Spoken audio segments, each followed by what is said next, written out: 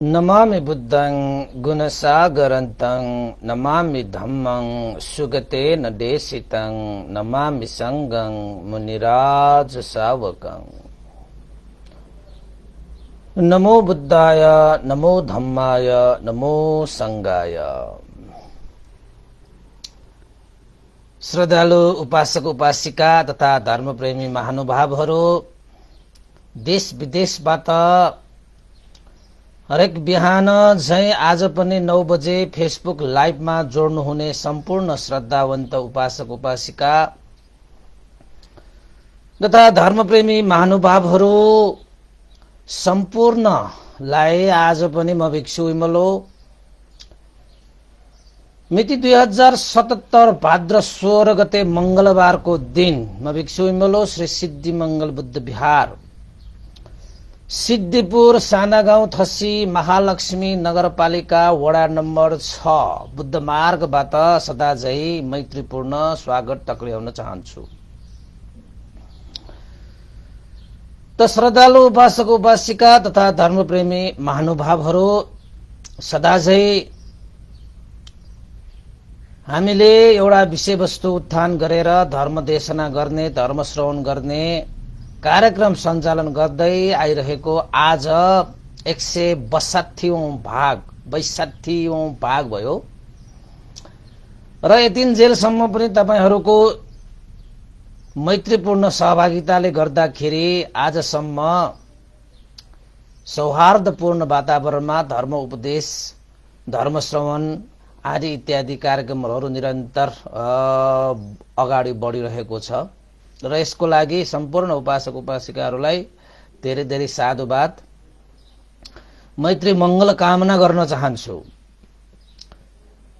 र आज धर्मदेशनाको विषय हामीले मागण्डियको अन्त्य कसरी भयो र आज हाम्रो यो अपमाद वर्गको अपमादो अमतं पदं पमादो मत्सुनो पदङ भन्ने जुन चाहिँ भगवान बुद्धले घोषिता राममा बसिरहनु हुँदाखेरि देशना गर्नु भएको यो उपदेश आज यो अन्तिम भाग रहनेछ। हुन त अझै विस्तृत रूपमा देशना गर्ने हो भने अझै एक दिग भाग त हुने हो, तैपनि आज चाहिँ हामीले अन्तिम भागको रूपमा मागण्डियको अन्त्य भइसकेपछि उदयन महाराजले मागण्डियको अन्त्य कसरी गरे, श्यामावती खुजुत्राहरूको त्यो विपाक कसरी आयो भन्ने विषयलाई आज अलिकति पस्त्याइसकेपछि आजको यो उपदेश टुङ्गिन्छ। त उपासक उपासिका तथा धर्मप्रेमी महानुभावहरू, हिजोको उपदेशमा मागण्डियको षड्यन्त्रमा पढेर श्यामावती सहित 500 परिचारिका सेविका सखीहरूले आफ्नो ज्यान गुमाउनु पर्यो। त मागण्डियले आफ्ना काका मागण्डियलाई बोलाएर योजना बनाएर मागण्डियको महलमा तेलले भिजिएको कपडाहरू खम्बामा बाड्न लगाएर माथि तल्लादेखि आगो जलाउँदै उनीहरू सुरक्षित निस्किएर आखिरमा श्यामावती प्रमुख 500 परिचारिकाहरूलाई चाहिँ कोठामा ठुनेर उनीहरूको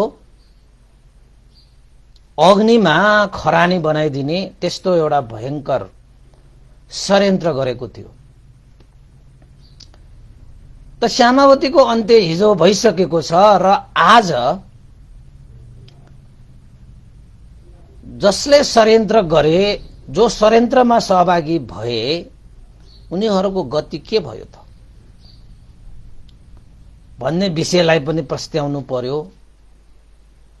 त श्यामावती प्रमुख 500 जना परिचारिकाहरू आफ्नै महलमा त्यसरी आगोमा जलेर खरानी भइरहेको समयमा त्यो महल दन्दन्ते आगो बलिरहेको त्यो खबर उदयन महाराजलाई पुगिसकेपछि उदयन महाराज पनि हत्तपत्त बेगले श्यामावतीको महलतिर दौडे।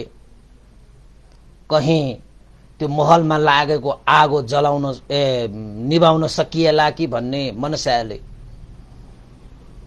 उदयन राजा र सेनाहरू सबै त्यही श्यामावतीको महलतिर चाहिँ बेगले दौडे तापनि आखिरमा उदयन राजा र सेनाहरूले पनि त्यो श्यामावतीको त्यो महलमा जलेको जुन अग्नि छ त्यो निभाउन सकिएन। जुन बेला उदयन महाराज त्यहाँ पुगिसक्दाखेरि श्यामावतीको महल खरानी भइसकेको रहेछ र अर्को श्यामावती प्रमुख 500 जना परिचारिकाहरू पनि त्यहाँ देहान्त भइसकेको रहेछ, यानि कि खरानी भएर उनीहरू चाहिँ सकिसकेको रहेछ। अब यस्तो एउटा दर्दनाक घटना घट्यो कि त्यहाँ उदयन महाराजले त्यो कुरालाई सहनै सकेन। ओहो, मेरी श्यामावती कसरी अन्त भए र उसको 500 जना परिचारिकाहरू आफ्नै महलमा यसरी चाहिँ अग्नि जलेर बित्नु पर्यो। त उता मागन्ती र उसको काकाहरू त पार्टी मनायो होला उनीहरूले त, हाम्रो कार्य अब चाहिँ सफल भयो, अन्ततः हामीले चाहिँ चाहेको अनुसार हामीले चाहिँ कार्य गर्न सफल भए भनेर उनीहरू चाहिँ खुसी मनाइरहेका थिए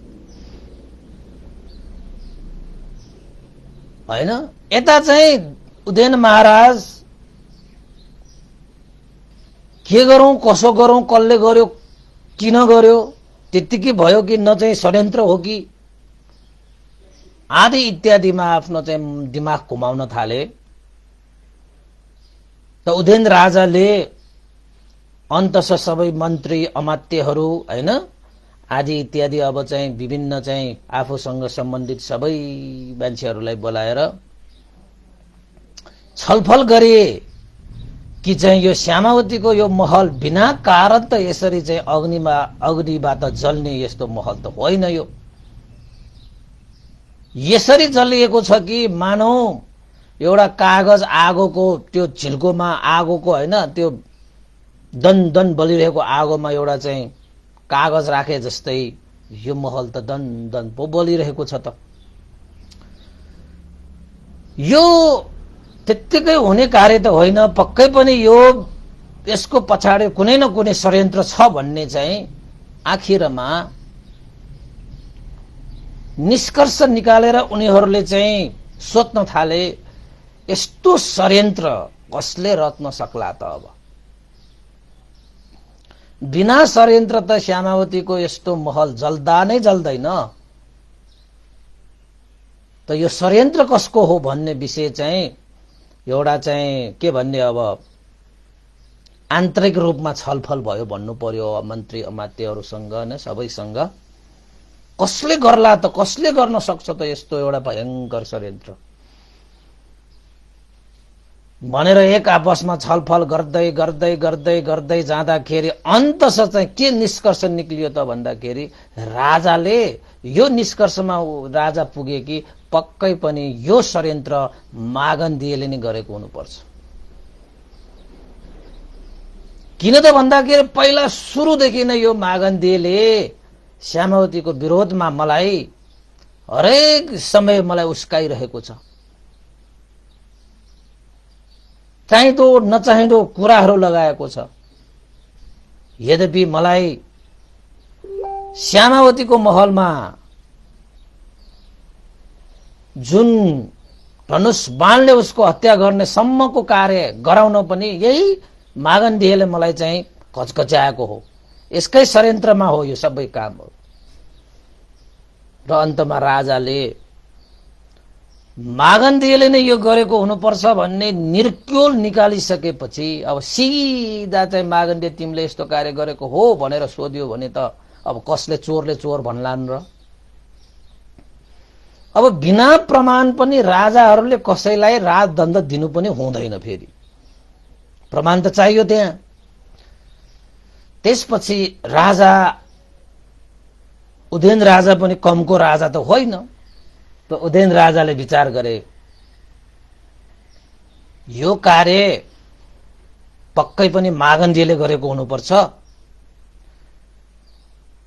यो मागन्धीलाई सिधा रूपमा सोध्यो भने त यो प्रमाणित कहिले पनि हुँदैन। त्यसैले यो षड्यन्त्र उजागर गर्नको निमित्त, प्रमाणित गर्नको निमित्त कुनै न कुनै उपाय लगाउनु पर्यो। बिना उपाय कौशलले यो षड्यन्त्रलाई उजागर गर्न सकिँदैन, प्रमाण भेटाउन सकिँदैन। त्यसैले राजाले एउटा चाहिँ के नाटक रचेछ त भन्दाखेरि मन्त्रीहरू बोलाएर, अमात्यहरू बोलाएर, सेनाहरू बोलाएर राजाले के घोषणा गरिदिए त भन्दाखेरि त्यहाँ हे मन्त्री, हे अमात्य, हे सेनाहरू, आजकल म बल्ल मजाले निदाउन सक्ने भए। मलाई सुत्दाखेरि पनि सन्चो छ, अब उठ्दाखेरि पनि सन्चो छ, कुनै डर छैन, कुनै त्रास छैन, कुनै भय छैन। आजकल मलाई यस्तो मजाले मेरो जीवन कटिरहेको छ, आजकल मेरो यो मन कति हलङ्गो छ भने कुनै डर भय त्रास बिना रहित म चाहिँ अहिले जिउन पाइरहेको छु। पहिला मलाई सुत्दाखेरि उठ्दाखेरि यो श्यामावतीले कहीँ कतै मलाई मार्ने षड्यन्त्र त गरिरहेको छैन भन्ने जस्तो मलाई लाग्थ्यो। मलाई यो श्यामावतीले कयौं पल त मलाई मार्ने षड्यन्त्र पनि गरे, त मैले उसलाई मार्न पनि खोजेको हो, तर मैले मार्न नसकेर बाध्यतामा मैले श्यामावतीलाई सहयोग गर्नु पर्यो। मनले नमानी श्यामावतीको हरेक कार्यमा सहभागी हुनु पर्यो। श्यामावतीको इच्छा अनुसार मैले गरिदिनु पर्यो। तर मलाई भित्रभित्र यस्तो डर हुन्थ्यो, त्रास हुन्थ्यो, भय हुन्थ्यो, अन्तराय हुन्थ्यो कि कतै यो श्यामावतीले मलाई मार्ने षड्यन्त्र त गरिरहेको छैन भन्ने जस्तो मलाई लाग्थ्यो। तर आज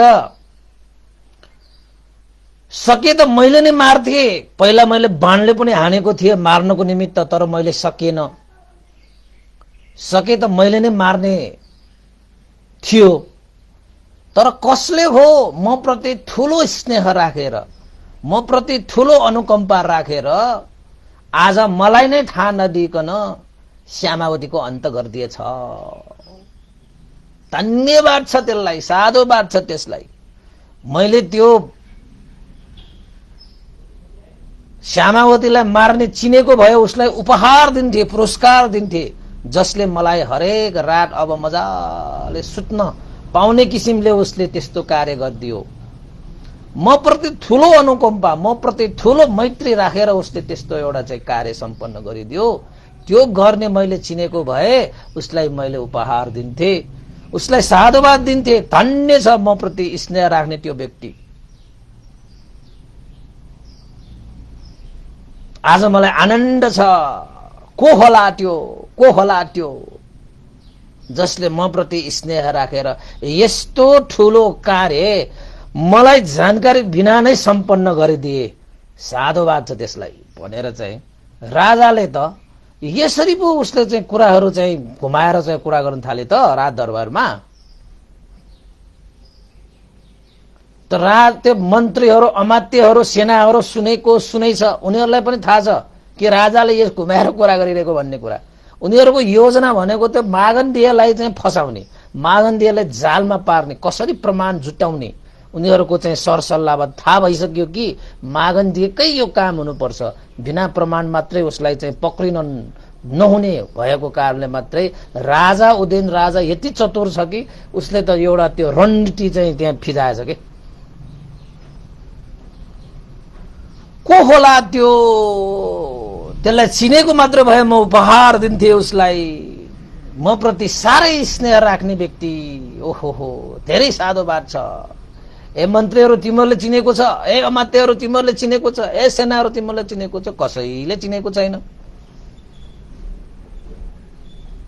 म प्रति त्यस्तो स्नेह राख्ने को होला है भनेर राजाले बार बार भनिसकेपछि त्यो मागन्दिय पनि त्यही थियो त। मागन्दियले सोचेछ, ओहो मैले श्यामावतीलाई यसरी षड्यन्त्र गरेर मारेको थाहा पायो भने त राजाले चाहिँ मलाई चाहिँ राजदण्ड देला हैन, यसरी चाहिँ रिसाउला भन्ठानेको त यो उदयन महाराज पनि श्यामावतीलाई मार्ने नै योजना त रहेछ त भित्रभित्र। त आज श्यामावती मरेर नै राजाको चाहिँ हाई सन्चो हुने गरी चाहिँ निन्द्रा आयो रे। उसलाई चाहिँ अब जसले गरेको हो उसले चाहिँ स्नेह राखेर गरेको रे, जसले गरेको छ उनीहरूलाई उपहार दिन मन लागिरहेको छ रे। ओहो हो, म त लुकी लुकी पो गर्न थाले त बाबा। राजालाई पनि त्यस्तो मनसा हो भने त सिधा गरे पनि हुने थियो, यसरी चाहिँ लुकी लुकी गर्नु पर्यो भनेर मनमा त्यसरी चाहिँ कुरा खेलाए के। राजाले भन्दै थियो को होला त्यो जसले म प्रति स्नेह राखेर यस्तो ठुलो कार्य गरिदियो मेरो लागि, मलाई ठुलै उपकार गर्यो, मलाई थोरै चाहिँ स्नेह राखेर मेरो ठुलो कल्याण गर्ने त्यो व्यक्ति को होला, म प्रति स्नेह राख्ने त्यो व्यक्ति को होला भनेर चाहिँ राजाले बार बार भन्न थालिसकेपछि मागन्धीले त मन प्रसन्न भएर अगाडि सरेर राजालाई के भने त भन्दाखेरि, महाराज उदयन, तपाई प्रति यत्रो ठूलो स्नेह कसले अरूले राख्न सक्छ? तपाई प्रति यति ठूलो स्नेह कसले राख्न सक्छ? अरू कसैले त्यत्रो ठूलो स्नेह राख्न सक्दैन। श्यामावतीलाई यसरी षड्यन्त्र गरेर चाहिँ हत्या गरेर तपाई प्रति यस्तो ठूलो स्नेह राख्ने व्यक्ति मै हुँ महाराज। महाराज प्रति मेरो ठूलो स्नेह छ, मैत्री छ, करुणा छ, तपाईको मंगल होस् कल्याण होस् भन्ने चाहना राखेरै मैले यो श्यामावतीलाई यसरी षड्यन्त्रपूर्ण तरिकाले मैले यो चाहिँ महलमा अग्नि लगाउन लगाएर मैले यो खेल तमाम गरेको हो महाराज। तपाई प्रति यत्रो ठूलो स्नेह राख्ने अरु को हुन सक्ला र? मै हुँ महाराज तपाई प्रति स्नेह राख्ने भनेर चाहिँ मागन्धीले त्यो राज दरबारमा त मागन्धीले चाहिँ फुर्तीका साथ भनेछ कि त्यहाँ यस्तो ठूलो महान कार्य अरु कसले गर्न सक्छ महाराज? यो मन्त्री, यो अमात्य, यो सेना, यो अरूले कसैसँग पनि यस्तो आँट, यस्तो हिम्मत छैन। तपाईलाई स्नेह गर्ने उनीहरुमा यस्तो स्नेह कसैमा छैन। म जतिको स्नेह गर्ने यो संसारमा अरु को होला तपाई प्रति?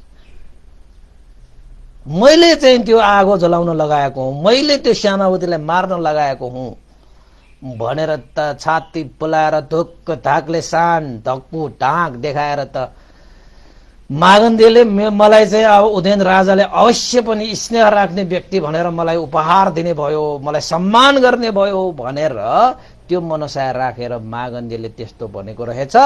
तस उदयन राजालाई त्यति मात्र त्यो मागन्धीले मैले त्यो आगो लगाउन लगाएको हुँ भनेर भन्ने बित्तिकै आफूसँग भएको तलवार निकालेर त्यसको गर्दन छिनालौं जस्तो लागेको थियो उदयन राजालाई। तर उदयन राजाले यो डाँट किटेर हैन डारा किटेर सहे। पख हे उदयन तलवार ननिकाल भनेर आफैलाई सम्झाउँदै उदयन राजाले के सुनेको त भन्दाखेरि मैले नै त्यो चाहिँ श्यामावतीको त्यो चाहिँ महलमा अग्नि लगाउन लगाएको भनिसकेपछि उदयन राजाले के सोचे त भन्दाखेरि ओहो साँच्चै कि हामीले जे सोचेका थियौं त्यही अनुसार यो मागन्धीले यो षड्यन्त्र गरेको रहेछ भनेपछि यत्रो ठूलो कार्य गर्नको निमित्त त यही मागन्धी एकजनाले त अवश्य पनि गरेको होइन। उसले भनिरहेको छ मैले लगाउन लगाएको भनेपछि यो आगो लगाउने अरु पनि धेरै छन् त उनीहरूलाई पनि जालमा पार्नको निमित्त राजाले के भने त भन्दाखेरि चाहिँ ओहो मागन्धी तिमीले यस्तो महान कार्य गर्यौ मलाई त कुनै जानकारी नै भएन। म आज तिमीदेखि साह्रै प्रसन्न छु हे मागन्धी। जुन कार्य मैले गर्न सकेन तिमीले गरिदियो। म प्रति यस्तो ठूलो स्नेह व्यक्त गर्ने हे मागन्धी तिमीलाई धेरै धेरै साधुवाद छ। तर मलाई जहाँसम्म लाग्छ त्यो कार्य गर्नको निमित्त तिमी एक्लैले गरेको होइन होला।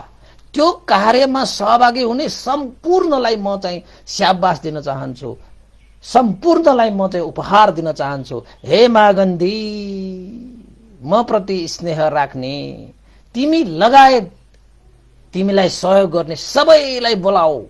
म सबैलाई चाहिँ इनाम दिन चाहन्छु, उपहार दिन चाहन्छु, सम्मान गर्न चाहन्छु। हे मागन्दी, म प्रति स्नेह राख्नेलाई म त्यत्तिकै खाली हात त कहिले पनि पार्न दिन्न भनेर चाहिँ मुखले चाहिँ एउटा बोलिरहेको छ त्यो उदयन महाराजले। तर मनमनमा चाहिँ उदयन महाराजलाई त तलवार झिकेर अहिले नै त्यो मागन्तीको शिर छिनाल्नु जस्तो भइरहेको छ। मन्त्री अमात्यहरूलाई पनि अहिले नै यसलाई चाहिँ छिनालौँ कि क्या हो जस्तो लागिसकेको थियो। बिचरा सोझी इमान्दार सत्यवादी त्यो श्यामावती अग्निमा जलेर मर्नु पर्यो। त राजाले त्यसो भनेपछि त मागन्ती त मक्ख पर्यो। ओहो हो हो, यो राजाले त सबैलाई पो चाहिँ इनाम दिने भन्छ, त सबैलाई पो उपहार दिने भन्छ, सम्मान गर्ने पो भन्दो रहेछ हो। त्यसपछि मागन्तीले फेरि चाहिँ होइन राजाले भनेछ, महाराज यस्तो षड्यन्त्र गर्नको निमित्त म योजनाकार चाहिँ म पक्कै हुँ, तर यसलाई चाहिँ सहयोग गर्ने मेरो काका मागन्ती, जसलाई मैले विश्वास पात्रको रूपमा यो षड्यन्त्रमा सहभागी गराएर मेरा काका प्रमुख अरू मान्छेहरूलाई पनि सहभागी गराउन लगाएर तेल कपडामा राख्न लगाएर मागन्तीको हरेक खम्बा खम्बामा त्यो कपडा बाड्न लगाएर श्यामावती प्रमुख परिचारिका 500 जनालाई ढोकामा ठुनेर माथि तल्लादेखि आगो लगाउँदै लगाउँदै मेरा काकाले पनि ठुलो मेहनत गरेर त्यो कार्य सम्पन्न गरेको छ महाराज। त्यसैले तपाईको यो इमान, यो उपहार हैन, तपाईको सम्मानको भागी मेरा काका पनि हुनुहुन्छ भनेर त्यहाँ चाहिँ सबै कुराहरू त्यहाँ मागन्तीले खोल्न थालेछ। त्यसपछि उदयन राजाले के भने त भन्दाखेरि, हे मागन्ती, तिम्रो योजना साह्रै नै श्रेष्ठ रहेछ, तिम्रो काकाले पनि तिमीलाई सहयोग गरेको रहेछ। ल ठिकै छ, बोलाऊ, सबै बोलाऊ, तिम्रा काका लगायत साराका सारा जसले यो कार्यमा सहभागी गराएका थिए, सहभागी भएका थिए, सहयोग गरेका थिए, ती सबैलाई बोलाऊ। म सबैलाई इनाम दिन चाहन्छु, उपहार दिन चाहन्छु, सम्मान गर्न चाहन्छु। ए मागन्ती, तिमी साँच्चै म प्रति चाहिँ ठुलो स्नेह राख्ने पात्र रहेछौ। बेकारमा मैले तिमीलाई चाहिँ यो त्यो भनिरहेका रहेछौ। श्यामावतीलाई मैले चाहिँ भरोसा गरे जस्तो मात्र गरेको हो। किन त भन्दाखेरि मैले धनुष बाणले हान्दाखेरि पनि मरेनौ। यद्यपि मेरै ज्यानको चाहिँ खतरा भएको कारणले, आफ्नो ज्यान प्यारो भएको कारणले मात्रै मैले चाहिँ श्यामावतीले चाहे अनुसार मैले चाहिँ बुद्ध प्रमुख भिक्षुहरूलाई दान गर्न लगाए। ज्यानको भएको कारणले म त्यो गरिरहेको। आखिरमा म प्रति स्नेह राख्ने त मेरी प्यारी मागन्ती पो रहेछ। बोलाऊ, सबैलाई बोला, म हैन इनाम दिन्छु, म सबैलाई उपहार दिन्छु, म सबैलाई सम्मान गर्छु भनेर भनिसकेपछि त मागन्ती पनि साँच्चैकै ओहो राजा त यस्तो खुसी हुने रहेछ भन्दै उता मक्ख परेर चाहिँ आफ्नो चाहिँ काकालाई पत्र पढ्न थालेछ। राजा त हाम्रो यो चाहिँ कार्यदेखि साह्रै प्रसन्न हुनु भएको रहेछ। उहाँप्रति स्नेह राख्नेहरूले यो कार्य गरेको छ भनेर चाहिँ इनाम र उपहार र सम्मान गर्ने भएको छ हामीलाई। हे काका मागन्ती, तपाईँ प्रमुख हो, जसले यो कार्यमा चाहिँ सहभागिता गराएका थिए, सहभागी भएका थिए, ती सबैलाई चाहिँ इनाम उपहार र सम्मानको लागि राज दरबारमा बोलाएर ल्याउनु, सबैलाई जम्मा गरेर ल्याउनुहोस्, कोही पनि नछुटोस् है, कोही पनि नछुटोस्। उदयन महाराजले हामीलाई सम्मान गर्दैछ, उदयन महाराजले हामीलाई इनाम दिँदैछ, उपहार दिँदैछ, कोही नछुटोस् भनेर चाहिँ पत्र कोएर पठाएछ। त काकालाई त धेरै खुसी पो भयो त। ओहो, डराई डराई लुकाई लुकाई हैन, कसैले थाहा होला भनेर चाहिँ यसरी हामीले षड्यन्त्र गरेको त हामीलाई त इनाम पो पाउने भयो त, उपहार पो पाउने भयो त, सम्मान पो पाउने भयो त बाबा भनेर चाहिँ त्यो मागन्दिय काका चाहिँले सबैलाई उसका जसले उसलाई सहयोग गरेका थिए उसका इष्टमित्रहरू, कोही कोही त इष्टमित्र नभएकाहरू पनि मागन्दिएको इष्टमित्र जो चाहिँ त्यसमा सहभागी इष्टमित्र नभएकाहरू पनि मागन्दिएको इष्टमित्र भन्दै त्यसमा सहभागी भएर पैसा घुस खुवाएर हैन हामी पनि मागन्दिएको चाहिँ आफन्तहरू हौं, हामीले पनि सहभागी गरेका छौं भनेर चाहिँ कति मान्छे पनि आए रे, आउन चाहिँ लोभको कारणले गर्दाखेरि। त मागन्दी र उसको काकाले जति पनि छन् उसका आफन्तहरू सबका सबलाई बोलाएर चाहिँ राजाको उपहार सम्मान हैन इनाम पाउने किसिमले चाहिँ अब फुर्तीका साथ आएका थिए। त राजाको अर्कै त्यहाँ योजना थियो, सबै कुनै पनि श्यामावतीको षड्यन्त्रमा सहभागी कोही पनि नछुटोस् भन्नको खातिर मात्रै त्यो चाहिँ उदयन राजाले त्यो नाटक गरेको, त्यो एउटा चाहिँ उपाय लगाएको मात्र थियो। त्यसपछि सबै त्यहाँ चाहिँ मागन्दिय महारानी प्रमुख, त्यसपछि त्यहाँ चाहिँ अरू त्यो काका मागन्दिय लगायत सहभागी भएका सबका सब त्यहाँ उपस्थित भइसकेपछि राजाले सोधे, हे मागन्दिय कोही त्यस्ता बाँकी भएका छन् कि छैनन्? अझै पनि समय छ, हेर श्यामावतीको त्यो चाहिँ महल जलाउनको निमित्त सहयोग गर्ने अरू कोही बाँकी छ भने भन है, कोही पनि नछुटोस् महारानी भनेर भन्दाखेरि मागन्दिय महारानीले अब त कोही पनि छैन, ए काका कोही बाँकी छ त भन्दाखेरि कोही पनि छैन, सबका सब ल्याइसके भनेर भनेको मात्र के थियो, राजालाई त कहिले तलवार झिकेर त्यसको शिर छिनालौं जस्तो लागेको थियो। त्यत्तिकैमा उदयन महाराजले के भने त भन्दाखेरि त्यसो भए कोही पनि बाँकी छैन होइन? बाँकी छैन। त्यसो भए ठिक छ, मेरी प्यारी श्यामावतीलाई षड्यन्त्रपूर्ण ढंगले मार्ने तिमीहरू जस्तो नीच व्यक्तिहरूलाई म उपहार देऊला, सम्मान देऊला। सबका सब मैले चिन्नको निमित्त, सबका सब मैले चाहिँ यहाँ भेट्टाउनको निमित्त मात्र मैले यो चाहिँ एउटा कूटनीति चालेको मात्रै हो, यो मैले चाहिँ नाटक गरेको मात्रै हो।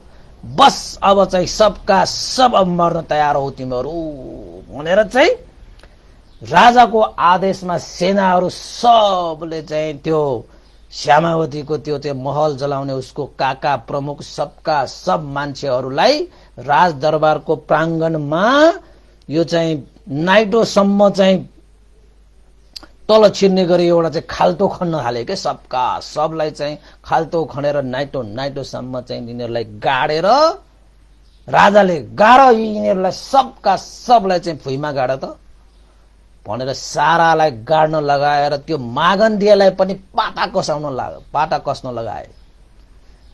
ए तै होइन षड्यन्त्रकारी र षड्यन्त्रकारीलाई सहयोग गर्ने तै होइनस् मागन्दिय काका, अब तिमीहरूले देख्लास् यो उदयन महाराजको राजदण्ड कति भयानक छ भन्ने कुरा भनेर त उदयन राजाले त रिसको झोकमा हैन, अब उसको त अब कर्तव्य पनि हो अन्याय गर्नेहरूलाई चाहिँ सजाय दिने, राजदण्ड दिने त राजाहरूको धर्म हो नि त। त्यसपछि ती सबै मान्छेहरूलाई चाहिँ नाइटोसम्म गाडिसकेपछि फलामको पाटाले त्यो हाम्रो हलो जोटे जस्तै त्यो फलामको पाताले जोतेर उनीहरूको चाहिँ जोत्न लगाउने किसिमले त्यो जति पनि मान्छेहरूले त्यो श्यामावतीको त्यो महल जलाएका थिए तिनीहरूलाई चाहिँ त्यो खाल्टोमा पुरिसकेपछि त्यसपछि माथि चाहिँ त्यो पराल राख्न लगाएर उनीहरूको त्यो परालमा तेलहरू खन्याएर त्यो परालमा सबका सब परालमा चाहिँ आगो डन बालिदिए ताकि तिनीहरू मान्छेहरू भाग्न नसकोस्। त्यही भएर जमिनमा नाइटोसम्म गाडेको रहेछ।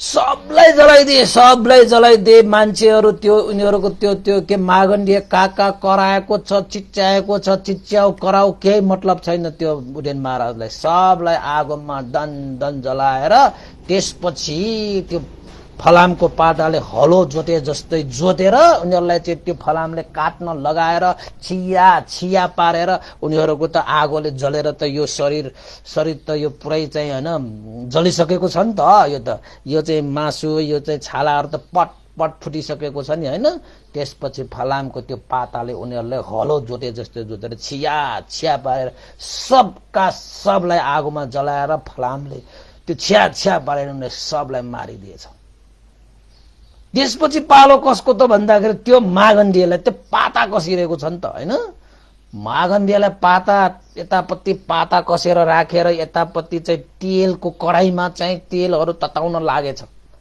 हैन भक्ति त्यो तेलहरू त हैन त्यो तात्न थालिसकेपछि राजालाई त यति उसलाई चाहिँ दण्ड दिए पनि चाहिँ कम हुँदैन भनेर चाहिँ आखिरमा त्यो मागण्डीको त्यो जहाँ मासु हुन्छ नि त्यो मान्छेहरूको शरीरमा त्यो मासुलाई काट्दै त्यसको मासु काट्दै त्यो तेल चाहिँ तताइरहेको जुन तेलहरू छ नि त्यो तेलमा त तपाईको पुरी पकाए जस्तै त्यो मासु पनि त्यो तेलमा चाहिँ पकाएको के त्यसरी मासु त्यो तेलमा पकाइसकेपछि त्यो मागण्डीलाई नै त्यो उसकै मासु पकाएर तेलमा पकाएर त्यही मासु त्यो मागण्डीलाई खुवाएको के मुखमा अब बिचरालाई त्यो कसरी खान सक्छ राजाले त त्यो तरवारले कोची त्यसको मुखमा चाहिँ मासु खुवाएको तै होइनस् त षड्यन्त्रकारी योजनाकार तै होइनस् त बडा श्यामावती जस्तो सत्यवादी सोझी इमानदारी मान्छेलाई तिमीले यस्तो षड्यन्त्र गरेर आगोमा जलाएर त्यसरी मार्ने तै होइनस् लखा अर्काको प्राण लिएर चाहिँ त खुसी हुने त चाहिँ अर्काको रगत मासु चुस्ने लचुस खाऊ भन्दै त्यो राजाले त कराईमा त्यो चाहिँ पकाएको उसकै मासु काटेर चाहिँ कराईमा पकाएको त्यही मासु कोची खाएछ त अन्तमा चाहिँ राजाले त्यो चाहिँ कोची खुवाएर त्यो चाहिँ मागण्डीलाई के गरे त भन्दाखेरि त्यही तेलको कराईमा नै त्यो चाहिँ के भन्छ पुरीहरू पकाए जस्तै पकाएर मासुहरू त्यसलाई नै खुवाएर आखिरमा के भयो त उसको पनि आखिर अन्त भयो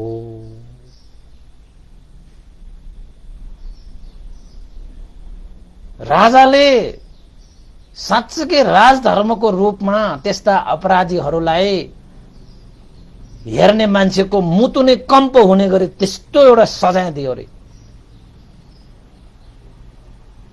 उसको काका त्यो मागण्डी सबैलाई त्यहाँ चाहिँ सखापै पारिदियो आखिरमा त्यो मागण्डीले श्यामावतीलाई त्यसरी षड्यन्त्र गरेर मारिसकेपछि कति न चाहिँ म विजय प्राप्त गरे भनेर खुसी भइरहेको थियो त त्यो अज्ञानी हैन त्यो षड्यन्त्रकारीले आखिरमा आफ्नो कर्मको भोग त्यही भोग्नु पर्यो उदयन महाराजको त्यो राजदण्डको भागी त्यो श्यामावती त्यो चाहिँ मागण्डी र उसको काका पनि हुन पुग्यो र यसको अन्त पनि सकियो त्यसरी अन्त भइसकेको त्यो खबरहरू चाहिँ यत्र तत्र छरिसकेपछि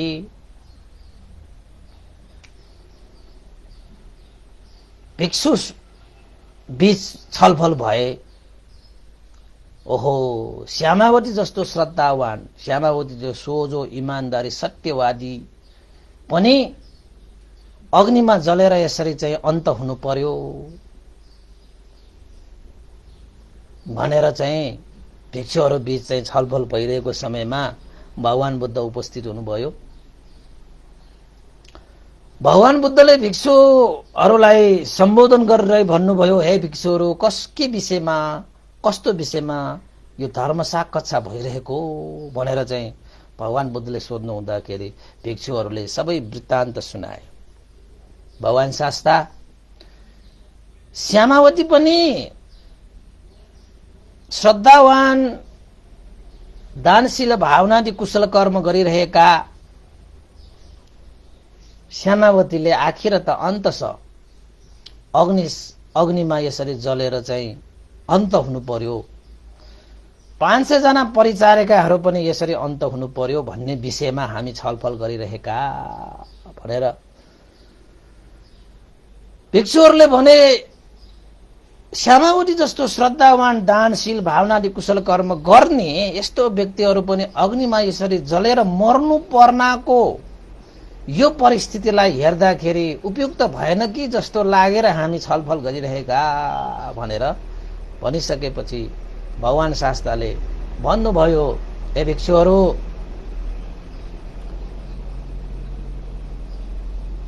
अहिलेको यो समयमा हेर्दाखेरि श्यामावतीको अन्त्य यसरी हुनु नपर्ने कि हो कि जस्तो लाग्ने त स्वाभाविकै हो। तर वास्तवमा श्यामावती त्यसरी मरेर गए तापनि उसको जीवन खेर गएको भने छैन। श्यामावती प्रमुख 500 जना परिचारिकाहरू कोही सकृदागामी कोही अनागामी भएर गए, उनीहरूले आफ्नो जीवन सार्थक पारेर गए। तर भिक्षुहरू श्यामावती प्रमुख 500 जना यी परिचारिकाहरू यसरी अग्निमा जलेर चाहिँ मर्नु पर्नाको कारण पहिला जन्मको उनीहरूको अकुशल कर्मको कारणले गर्दाखेरि नै उनीहरू चाहिँ यसरी विपाकको रूपमा अग्निमा जलेर मर्नु परेको हो भनेर भगवान बुद्धले भन्नु हुँदाखेरि भिक्षुहरूले जिज्ञासा रहे, कस्तो कर्म गरेर आएको रहेछ त यो श्यामावतीले भनेर चाहिँ भिक्षुहरूले चाहिँ भन्नु हुँदाखेरि भगवान बुद्धले देशना गर्नुभयो, ए भिक्षुहरू, अतीत समयको एक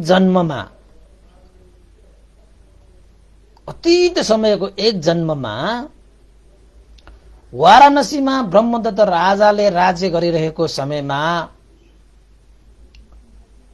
त्यो राजभवन ब्रह्मदत्तको राजाको राजभवनमा 500 जना परिचारिकाहरूले सेवा गरिरहेका थिए। त्यो राजभवनमा प्रत्येक बुद्ध हिमालय क्षेत्रहरूबाट 8 जना प्रत्येक बुद्धहरू राजभवनमा भोजन गर्न आउनुहुन्थ्यो र ती 8 जना प्रत्येक बुद्धहरूको लागि सेवा सुसार गर्नको निमित्त भोजनको व्यवस्था गर्नको निमित्त 500 जना स्त्रीहरूले सेवा टहल गर्दथ्यो। त उनीहरू चाहिँ राजभवनमा त्यसरी भोजन सकिसकेपछि 8 जना प्रत्येक बुद्धहरू मध्येमा 60 जना प्रत्येक बुद्धहरू चाहिँ हिमालय प्रदेश हिमालय भागमा नै फर्किने रहेछ। त 1 जना प्रत्येक बुद्ध चाहिँ त्यही चाहिँ खोलाको बगरतिर एउटा चाहिँ घाँसहरूको छाङ भएको ठाउँमा गएर एकान्त बास गरेर चाहिँ समापति ध्यानमा बस्ने रहेछ। त एक दिन प्रत्येक बुद्ध राजभवनमा चाहिँ भोजन गरेर त्यसरी फर्किनु हुँदाखेरि 60 जना फर्के, 1 जना प्रत्येक बुद्ध चाहिँ त्यो खोलाको किनारामा त्यो चाहिँ घाँसको छारीमा चाहिँ समापति ध्यानमा बसिरहनु भएको रहेछ। त्यही दिन वाराणसी राजा ब्रह्मदत्तले 500 जना परिचारिकाहरू सहित नदीमा गएर स्नान गर्ने एउटा चाहिँ कार्यक्रम बनाएको रहेछ। नदीमा उनीहरू स्नान गरिसकेपछि चिसो भएको कारणले गर्दाखेरि अब स्नान गरिसकेपछि त अब किनारामा आए, राजा पनि आरामले बसिरहे। त चिसो भएको कारणले गर्दाखेरि ती परिचारिकाहरूले चाहिँ अब आगो बाल्नको निमित्त यताउता घाँस दाउराहरू बटुल्न थाले। त यसै क्रममा उनीहरूले त्यो जुन स्थानमा त्यो प्रत्येक बुद्ध चाहिँ समापति ध्यानमा बसिरहनु भएको थियो त्यही घाँसको छाङ देखेर ओहो यो त ठुलो घाँसको छाङ पो रहेछ, यही घाँसलाई चाहिँ अब आगो बाल्नु पर्ला भनेर ती परिचारिकाहरूले त त्यही आफूले जम्मा पारेको अलिअलि घाँस पनि त्यही हालेर त्यो घाँसको त्यो छारीमा आगो टनटन बाल्न लगाए।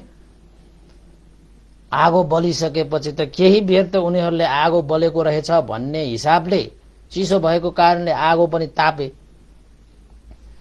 त आगो जलिसकेपछि त आगो त अब जलिसकेपछि त्यो घाँसहरू त अब खरानी भएर तल झरिहाल्छ। त्यो तल झरिसकेपछि त्यो घाँसको झाङभित्र त प्रत्येक बुद्ध त ध्यान साधनामा लीन भइरहेको त्यो दृश्य पो त्यहाँ देखियो त बाबा। त उनीहरूलाई थाहा थिएन कि त्यो झाङभित्र चाहिँ प्रत्येक बुद्ध ध्यान भावनामा लीन भइरहेको उनीहरूलाई थाहा थिएन। त आगो बलिसकिसकेपछि त थाहा भयो कि त्यो आगोभित्र त प्रत्येक बुद्ध ध्यान पो बसिरहेको रहेछ त घाँस त्यो झाङभित्र त उनीहरूलाई थाहा नपाइकन त्यो आगो बालेको हो। जब तिनीहरूले चाहिँ त्यो घाँसको झाङभित्र प्रत्येक बुद्धलाई देखे उनीहरू चाहिँ त्रसित भए, लौ फस्सा के गरेछ हामीले, यो घाँसको झाङभित्र त प्रत्येक बुद्ध समापति ध्यानमा पो बसिरहनु भएको रहेछ। लौ जा, अब राजाले यो कुरा थाहा पायो भने त हामीलाई त राजदण्ड दिन्छ। लौ भएन बा भनेर उनीहरूले चाहिँ के गरे त भन्दाखेरि अब यसै जल्यो उसै जल्यो, जल्न त जलिसक्यो। बरु राजाले थाहा नहुने गरी यो घाँस दाउराहरू अरू सबै बदुलेर बरु यसलाई चाहिँ माथि हैन घाँस दाउरा राखेर चाहिँ बरु जलाइदिने नै उपयुक्त होला। यो कुरा राजाले थाहा पायो भने त हामीलाई राजदण्ड दिएर चाहिँ हाम्रो मृत्यु भयो हुन सक्छ भनेर चाहिँ भएको कारणले गर्दाखेरि उनीहरूको मनमा अब अकुशल चेतना वृद्धि भयो।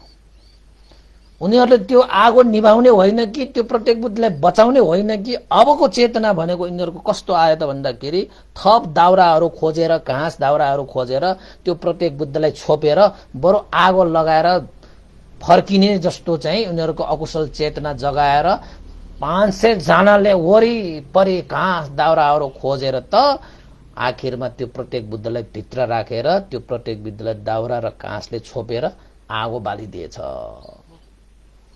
यसै जलेछ उसै जलेछ, बरु अब चाहिँ मारिदिए हुन्छ, बरु जलाइदिए हुन्छ बरु भन्ने किसिमले अकुशल चेतनाले उनीहरूले पहिला उनीहरूले चाहिँ आगो जलाउँदाखेरि चाहिँ प्रत्येक बुद्धलाई मार्ने नै चेतना त थिएन। त्यति बेलासम्म उनीहरूको जीवनमा अकुशल भएको पनि थियो। अहिलेको चाहिँ के हो त भन्दाखेरि मारिहाल्ने हैन। राजाले थाहा पायो भने राजाले चाहिँ हामीलाई चाहिँ मृत्युदण्ड पनि दिन सक्छ। राज भए उत्पन्न भएको कारणले गर्दाखेरि उनीहरूले चाहिँ प्रत्येक बुद्धलाई दाउरा साउरा घाँसले छोपेर उनीहरूले आगो बालेर अब चाहिँ यो प्रत्येक बुद्ध अवश्य पनि यहाँ चाहिँ मर्छ, अब चाहिँ ढुक्क भए, राजाले पनि थाहा पाउने भएन भनेर चाहिँ 500 जना परिचारिकाहरूले त्यसरी चाहिँ प्रत्येक बुद्धलाई आगो जलाएर राजाले लिएर उनीहरू दरबार फर्के। तर जतिसुकै दाउरा र घाँसहरू चाहिँ थुपारेर प्रत्येक बुद्धलाई जलाउने किसिमले उनीहरूले योजना बनाएर त्यो अकुशल चेतनाको कार्य सम्पादन भए तापनि आखिरमा 7 दिनपछि समापति ध्यानबाट प्रत्येक बुद्ध उठिसकेपछि त त्यतिका दाउरा घाँसका आगोहरूले पनि प्रत्येक बुद्धलाई त यसो पनि छोएन, अलिकति पनि तातो भाव पनि उत्पन्न गराउन सकेन। प्रत्येक बुद्धहरू समापति ध्यानमा बस्दाखेरि अग्निले पनि छुँदैन रहेछ। त प्रत्येक बुद्ध 7 दिनपछि त्यो चाहिँ जलेको त्यो आगोलाई यसो हेरेर आफ्नो कार्य अनुसार फेरि हिमालय भेगतिर चाहिँ उहाँ फर्किनु भयो। त यता श्यामावतीहरूले त यता चाहिँ त्यो परिचारिकाहरू जसमा चाहिँ श्यामावती पनि थियो पहिलाको जन्ममा, एक जन्ममा, त उनीहरूले के सोचेको थियो त भन्दाखेरि राजाले पनि केही थाहा पाउनु भएन र त्यो प्रत्येक बुद्धलाई पनि हामीले घाँस दाउरा राखेर जलाइसके भन्ने सोचेको थियो। तर त्यस्तो चाहिँ भएन त्यहाँ। तर एक जन्ममा श्यामावती प्रमुख तपाईको 500 जना परिचारिकाहरूले प्रत्येक बुद्धलाई त्यसरी घाँस दाउरा राखेर प्रत्येक बुद्धलाई अग्नि लगाएर आएको अकुशल कर्मको विपाकले गर्दाखेरि लाखौं वर्षसम्म उनीहरूले नरक भोग गर्नु पर्यो। त्यो जन्म उनीहरूले चाहिँ मरिसकेपछि नि लाखौं वर्षसम्म हैन उनीहरू नर्क भोग गरिसकेपछि शेष बाँकी भएको विपाक शेष अनुसार सही जन्मसम्म त्यसरी नै आगोमा जलेर उनीहरू मरण वरण गरेर आएका रहेछन्। श्यामावतीले यो जन्ममा मात्रै उसले चाहिँ आफ्नो जीवनलाई आगोमा जलाएर मर्नु पर्ने होइन कि उसले यसरी नै सयौं जन्मसम्म यसरी आगोमा जलेर उसले चाहिँ आफ्नो ज्यान प्राण त्याग्नु पर्यो। किन त भन्दाखेरि पहिला अतीतको एक जन्ममा उसले प्रत्येक बुद्धलाई श्यामावतीले र श्यामावती प्रमुख परिचारिकाहरूले त्यसरी चाहिँ आगो लगाएर जलाएर आएको कारणले जलाएर आएको विपाकले गर्दाखेरि त्यसरी अग्निमा जलेर मर्नु पर्ने भोग भोग्नु परेको हो भनेर चाहिँ भगवान बुद्धले भिक्षुहरूलाई त्यो श्यामावतीको त्यो घटना विशेषलाई समाधान गरिदिनु भयो। हेर्नुहोस्, त्यसैले निक्लेशी निर्दोषी छिनाश्रयहरूलाई हैन गरेको त्यस्तो विपाक तपाईहरुले भोग्नु पर्ने हुन्छ। यद्यपि भगवान बुद्धलाई यसरी भेट्न पाएको कारणले गर्दाखेरि हैन अब थप चाहिँ उनीहरूले चाहिँ विपाक भोग्न नपर्ने किसिमले मार्गफल निर्वाण धर्म प्रतिष्ठित भए। त्यसरी भगवान बुद्ध नभेटेको भए त कति जन्म भोग्नु परिरहने होला, कति जन्म भोग्नु परिरहने होला हो। तर चाहिँ सयौं जन्मसम्म त्यसले अग्निमा जलेर आइसकेका रहेछन् त्यो श्यामावती। यही महारानी भएको समयमा मात्र यसले अग्निमा जलेका होइनन्। प्रत्येक बुद्धलाई त्यसले अग्नि जलाएर आएको कारणले विपाकको कारणले यसरी भोग गर्नु परेको भन्ने समाधान भइसकेपछि भिक्षुहरूले चाहिँ फेरि प्रश्न गर्नुभयो, भगवान शास्ता त्यसरी श्रोतापन्न हुन सक्ने, त्रिपिटकधारी हुन सक्ने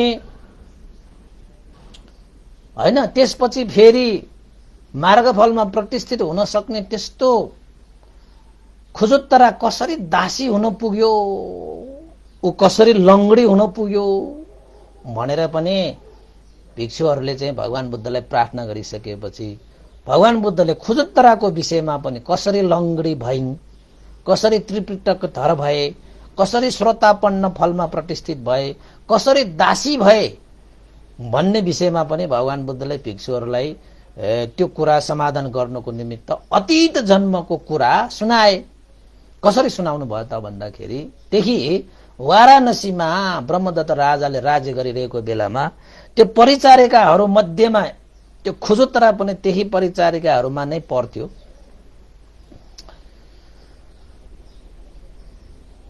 त राजदरबारमा त्यसरी प्रत्येक बुद्ध हैन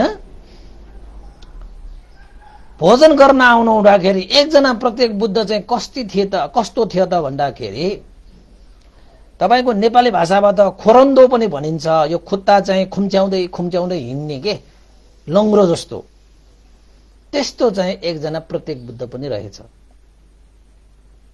अनि जानु हुँदाखेरि आउनु हुँदाखेरि त्यो प्रत्येक बुद्ध चाहिँ खुट्टा खुम्च्याउँदै खुम्च्याउँदै आउने त्यो देखिरहेको कारणले त्यो खुजुत्तरा त्यो चाहिँ परिचारिकाले हाम्रा प्रत्येक बुद्ध कसरी हिँड्नुहुन्छ थाहा छ तिमीहरूलाई भनेर साथीभाइहरू बीचमा जिस्किने हिसाबले प्रत्येक बुद्ध त यसरी हिँड्नुहुन्छ ल हेर भनेर चाहिँ आफूले पनि त्यो प्रत्येक बुद्ध त्यो खुट्टा खुम्च्याएर हिँड्ने जस्तो त्यो नाटक गरे जस्तो हैन, नक्कल गरे जस्तो गरेर एउटा चाहिँ रमाइलो गर्नको निमित्त प्रत्येक बुद्धलाई जिस्काएको जस्तो गरेर हैन साथीहरूलाई देखाउने के उसले, हाम्रा प्रत्येक बुद्ध त यसरी हिँड्नुहुन्छ ल हेर भनेर चाहिँ लङ्ग्रो भएर चाहिँ हिँडेर देखाउने कि।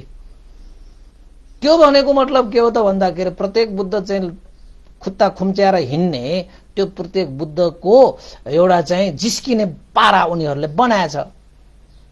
त त्यो खुजुत्तराले अतीत जन्ममा त्यसरी प्रत्येक बुद्धको त्यो खुट्टा खुम्च्याएर हिँड्ने बानीलाई जिस्क्याएर आएको कारणले गर्दाखेरि यो जन्ममा त्यो खुजुत्तराले लङ्गडी भएर जन्मिनु परेको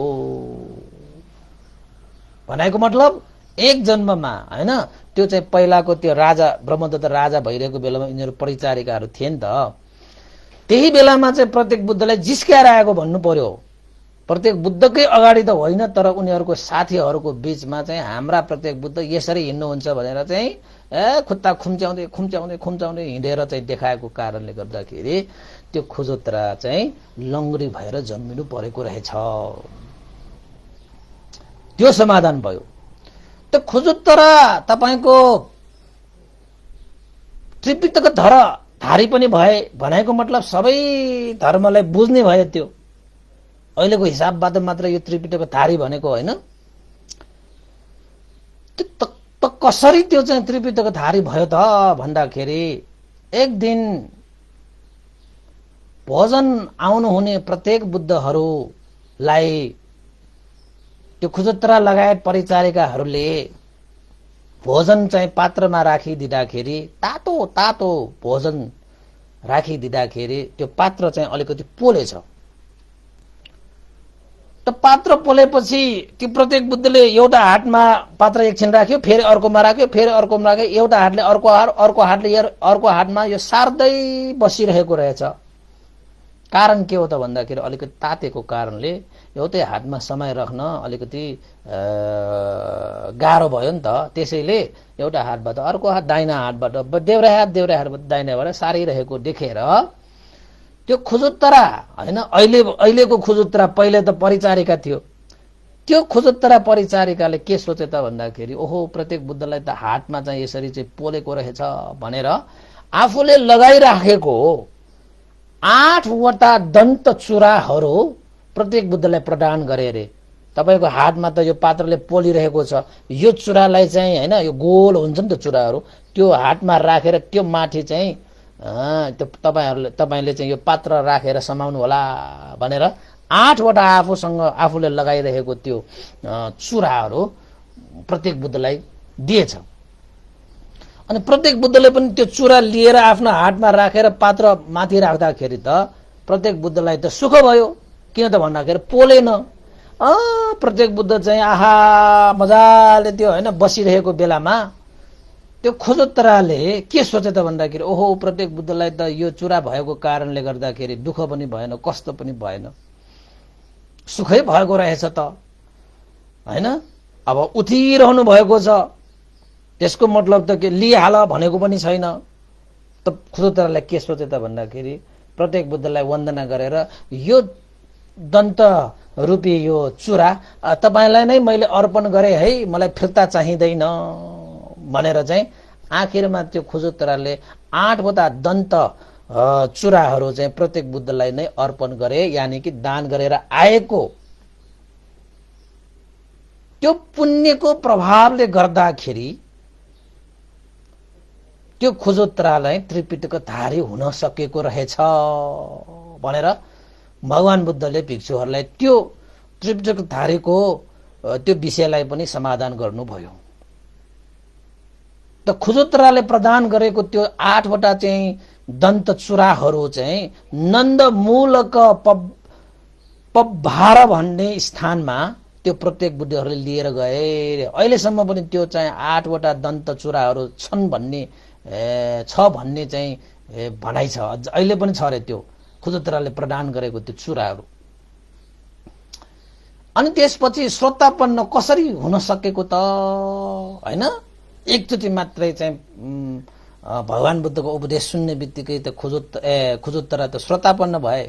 त्यो कसरी हुन सकेको त भन्दाखेरि खुजुत्राले त्यो प्रत्येक बुद्धहरूलाई हरेक हैन भोजन पाल्नु हुँदाखेरि श्रद्धा आस्था गौरव राखेर परिचारिका भइरहेको समयमा खुजुत्राले प्रत्येक बुद्धहरूलाई खुबै श्रद्धा आस्था गौरव रहेर सेवा सत्कार गरेर आएको कारणले गर्दाखेरि प्रत्येक बुद्धको सेवा सत्कारको अनुभवले यो जन्ममा खुजुत्रा हुँदाखेरि श्रोतापन्न जस्तो मार्गफल पनि भगवान बुद्धको उपदेश सुन्ने बित्तिकै प्राप्त गर्न सकेका भनेर श्रोतापन्नको त्यो विषयलाई पनि भगवान बुद्धले समाधान गर्नुभयो।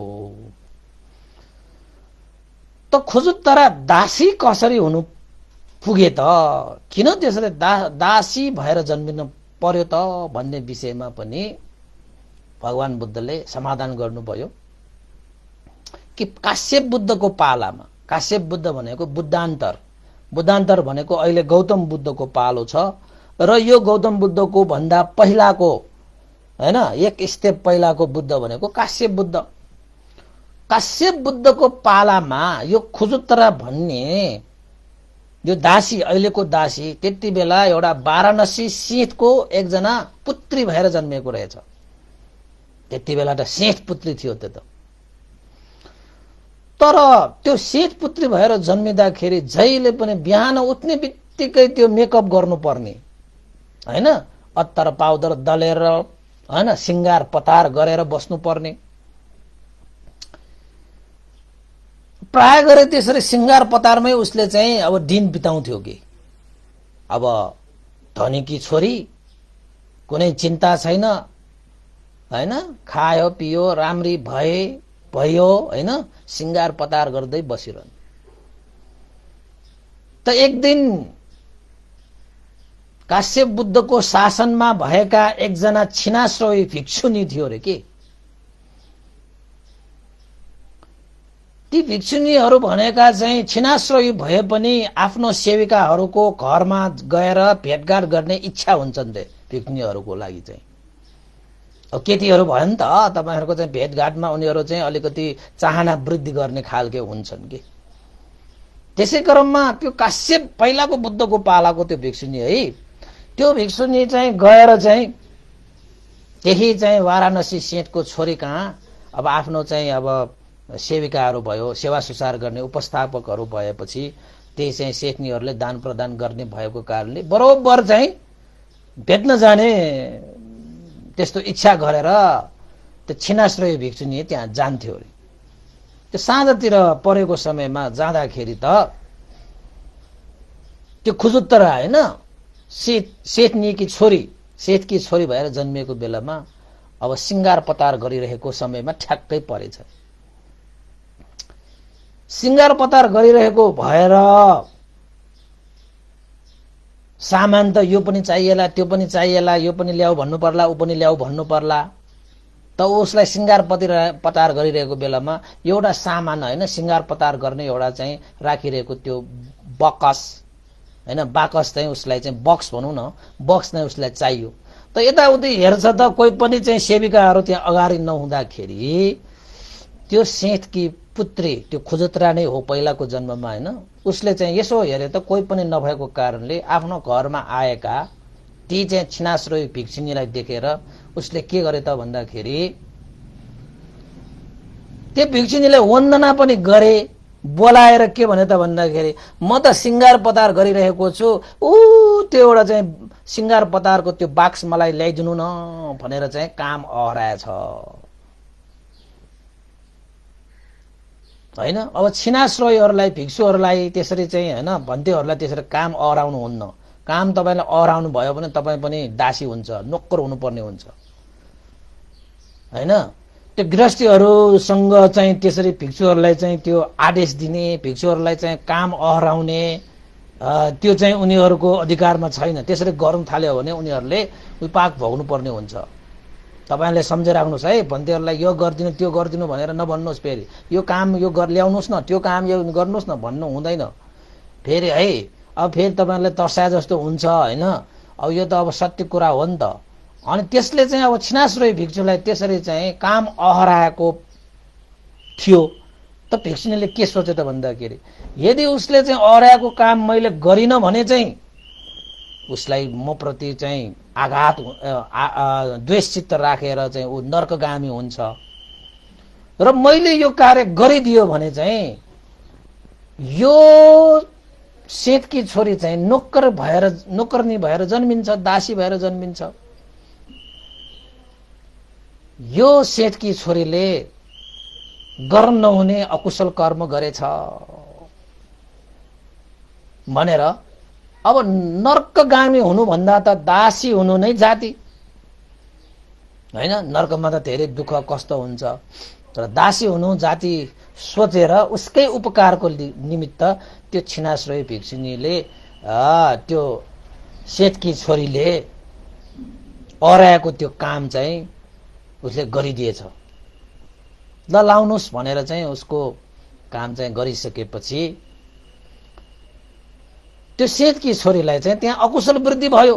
हेर्नुहोस्, खिनाश्रयीहरूलाई, भिक्षुहरूलाई त्यसरी चाहिँ चल्ने बित्तिकै हामीले चाहिँ होइन गर्न नहुने वचनहरू, गर्न नहुने कर्महरू गर्ने बित्तिकै हामीलाई उपाक आउँछ। यद्यपि त्यो भिक्षुहरूले त्यसरी चाहिँ सराप्ने त होइन, फेरि त्यो भिक्षुनीले पनि सरापेको त होइन, तर उनीहरू चाहिँ लोभ देश मोहबाट छिनाश्रयी भएको कारणले गर्दाखेरि एउटा गृहस्थी पृथकजनहरूले त्यसरी आदेश गरियो भने, त्यसरी काम अह्रायो भने त्यसको विपाक चाहिँ भोग्नु पर्ने हुँदो रहेछ।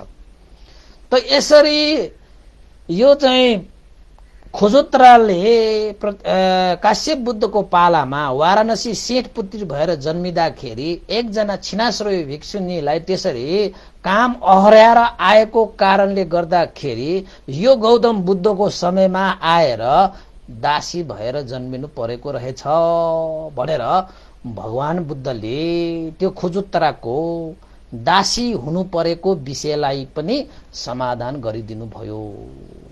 हेर्नुहोस् है, त्यसरी चाहिँ भगवान बुद्धले चाहिँ साराका सारा त्यो चाहिँ श्यामावती, त्यसपछि तपाईको चाहिँ खुजुत्राको आदि इत्यादिको अतीत जन्मको त्यो घटना, उनीहरूले चाहिँ गरेर आएको अकुशल कर्मको कारणले उनीहरूले यो विषय चाहिँ विपाकको रूपमा भोग्नु परेको भन्ने सबै समाधान गरिसकेपछि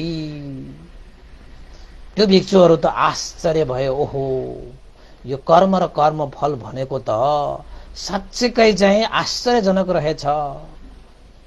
चाहे अकुशल होस् चाहे कुशल होस्, कर्मको फल त भोग्नु नै पर्ने रहेछ। त भिक्षुहरूले भगवान बुद्धलाई के प्रार्थना गरे त भन्दाखेरि, भगवान शास्ता त्यसो भए मागन्दी पनि तातो तेलमा कराईमा ज्यान चाहिँ प्राण चाहिँ गयो, श्यामावती पनि अग्निमा उसको चाहिँ प्राण गयो। त यसै बीचमा कसलाई मरेको भन्ने, कसलाई साँच्चैकै मरेको छैन भन्ने, कसलाई बाँचिरहेको भन्ने, कसलाई चाहिँ साँच्चैकै बाँचिरहेको, साँच्चैकै मरिरहेको कसलाई भन्ने होला। अब कुशल कर्म गर्ने पनि त्यसरी अग्निमा जलेरै मरेको छ र अकुशल कर्म गर्ने त्यो मागन्धीय पनि तेलको कराईमा चाहिँ अब मृत्युवरण गरेर जानु परेको छ। आफ्नै मासु आफैलाई खाएर मरेर जानु परेको छ हैन। तेलको कराईमा उसले ज्यान प्राण गुमाए र श्यामावतीले पनि त अग्निमा त्यसरी ज्यान गुमाए। कसलाई बाँचिरहेको भन्ने, कसैलाई साँच्चैकै मरिरहेको भन्ने भनेर चाहिँ भिक्षुहरूले भगवान बुद्धलाई सोध्नु हुँदाखेरि भगवान बुद्धले के भन्नुहुन्छ त भन्दाखेरि त्यहाँ 3 वटा गाँठा भगवान बुद्धले भन्नुभएको छ। अपमादो अमत पदं पमादो मत्सुनो पदं अपमद्दा नमियन्ति ये पमता यथा मता। हे भिक्षुहरू, अप्रमाद निर्वाणको बाटो हो, प्रमाद मृत्युको बाटो हो। प्रमादीहरू मर्ने झैं अप्रमादीहरू मर्दैनन्। श्यामावती यद्यपि मरेर गए, तर श्यामावती प्रमुख 500 परिचारिकाहरूले आफ्नो जीवनलाई सार्थक पारेर गए। उनीहरू मरेर गए तापनि बाँचिरहेको छ, मरेर गए तापनि बाँचिरहेको छ। तर प्रमादी भएर मर्ने त्यो मागन्दी जो चाहिँ प्रमादी छ, यद्यपि त्यो मागन्दी अहिले मरेर गए, त्यस्ता प्रमादीहरू बाँचिरहे तापनि मरिरहेकै बराबर हुन्छ। त्यसैले प्रमादीहरू मरे झैं अप्रमादीहरू मर्दैनन्। त्यसैले संसारमा कोही मान्छे मरेर पनि बाँचिरहन्छन्, संसारमा कोही मान्छेहरू चाहिँ बाँचेर पनि मरिरहन्छन्। मरेर पनि बाँचिरहने मान्छेहरू भनेको अप्रमादीहरू मात्रै मरेर पनि बाँचिरहन सक्छ। प्रमादीहरू भनेका नमरे पनि मरिरहन्छ। मर्न त मरेको छैन, तर बाँचिरहे तापनि उनीहरू मरिरहेकै बराबर हुन्छ भनेर भगवान बुद्धले भन्नुभयो। एतं विशेषतो न्यत्वा अपमादं हि पण्डिता अपमादे प्रमोदन्ति अरियानं गोचरे रता। आर्य धर्ममा नियुक्त भएका पण्डितहरूले अप्रमादमा भएको जुन गुण विशेषता हो त्यसलाई देखेर अप्रमादी हुनुमा नै विशेष रुचि देखाउँदछ। त्यसैले भिक्षुहरू पण्डित जनहरूले आर्य धर्ममा आफ्नो जीवनलाई नियुक्त गरेर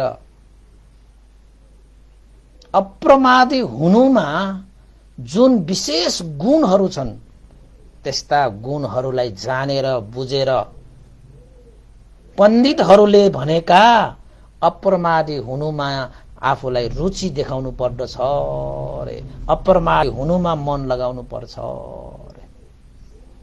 भगवान बुद्धले भिक्षुहरूलाई देशना गरेको है। त्यसैले उपासक उपासिकाहरू पनि सबै उपासक उपासिकाहरूले पनि साँच्चै तपाईहरू चाहिँ पण्डित हुने हो भने, ज्ञानी हुने हो भने, असल हुने हो भने, मान्छे हुने हो भने प्रमादी भएर जीवन यापन गर्नुहुन्न।